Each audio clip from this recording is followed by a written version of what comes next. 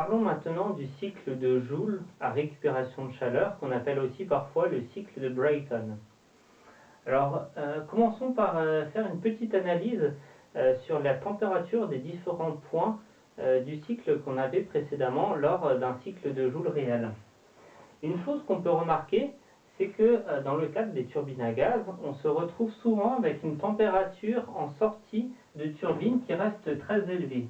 Ici, ce qui correspond à la température du point D. Et donc, on pourrait faire des choses utiles avec cette température plutôt que avec la chaleur qui est toujours contenue par la haute température de ce point D, plutôt que de tout donner à notre source froide, c'est-à-dire à l'air ambiant.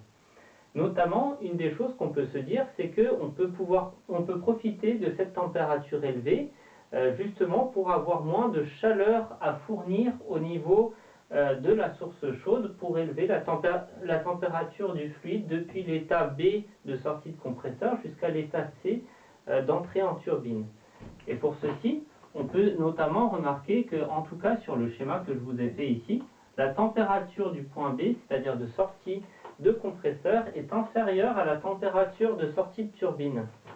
On a donc un ΔT ici disponible qui permet d'utiliser ce fluide en sortie de turbine pour pouvoir préchauffer ce qui sort du compresseur.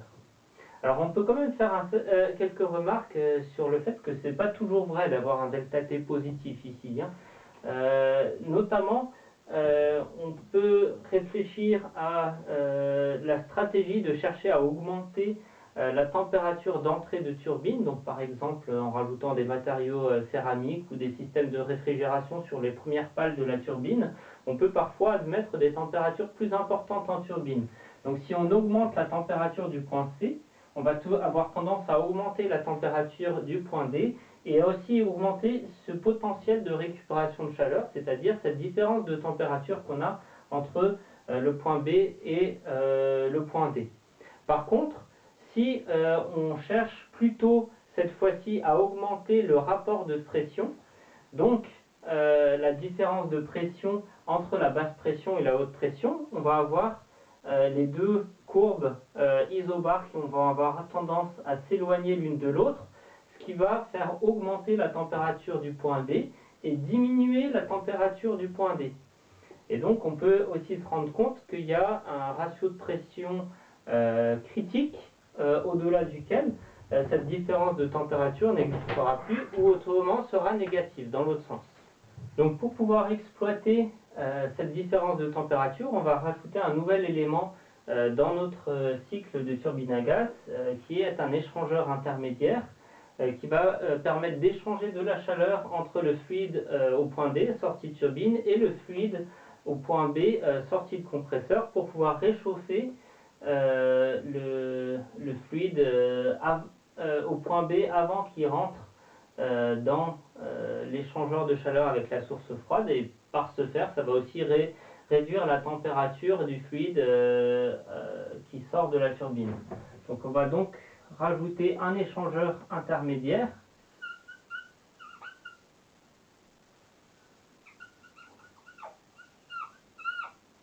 qui va ici échanger de la chaleur entre ce fluide qui est plus chaud et celui-ci qui est plus froid. Donc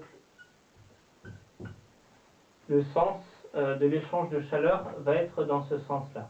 On va donc avoir deux nouveaux points ici qui seront les sorties d'échangeurs intermédiaires pour chacun des deux fluides. On va les appeler B' ici et D' à cet endroit-là. Donc on aura un échange de chaleur isobar depuis le point B jusqu'à un point B' et une diminution de température depuis le point D jusqu'à un point D' avant de rentrer dans l'échangeur et ici avec la source froide. Alors quelle sera la valeur de ces différents points? En fait, ce qui se passe, c'est que on a le même débit du même fluide qui rentre dans le primaire et dans le secondaire de cet échangeur intermédiaire. Donc les variations de température sont exactement les mêmes de part et d'autre. Si on avait un échangeur parfait, qui serait un échangeur avec une surface d'échange infinie entre les deux fluides, on aurait donc chaque fluide qui verrait sa température évoluer jusqu'à la température d'entrée du secondaire. Donc la température du fluide qui provient du point B aura un point B' qui sera à la même température que le point D, et de la même manière, le fluide qui provient de D aura un point D' qui sera à la même température que le point B. Donc ça serait avec un échangeur parfait. En réalité, il faut prendre en compte l'efficacité d'un échangeur. Donc vous avez tous eu des cours d'échangeurs qui définissent cette efficacité d'échangeur, qui est définie en fait par le ratio entre le flux de chaleur réellement échangé entre nos fluides par le flux de chaleur maximal qui pourrait être échangé entre nos fluides.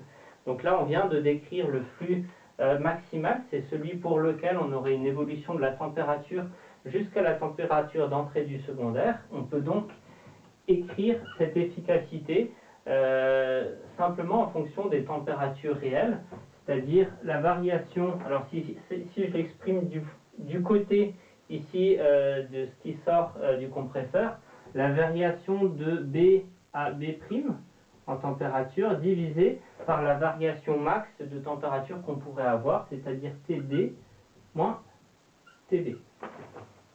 Ce qui nous permet de placer notre point B'. Alors si on a une efficacité d'environ 90%, on sera à peu près à 90% ici pour le point B' à cet endroit-là, et similairement pour le point D' à cet endroit-là. On peut donc réactualiser l'analyse énergétique de notre cycle, et ce qui va surtout changer, ça sera le dénominateur, c'est-à-dire la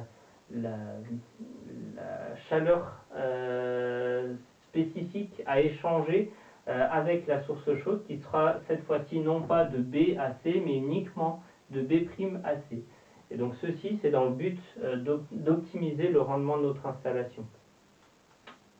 Par contre, juste une chose à préciser, c'est une stratégie qu'on va mettre en place uniquement sur les installations fixes, notamment pour la production électrique.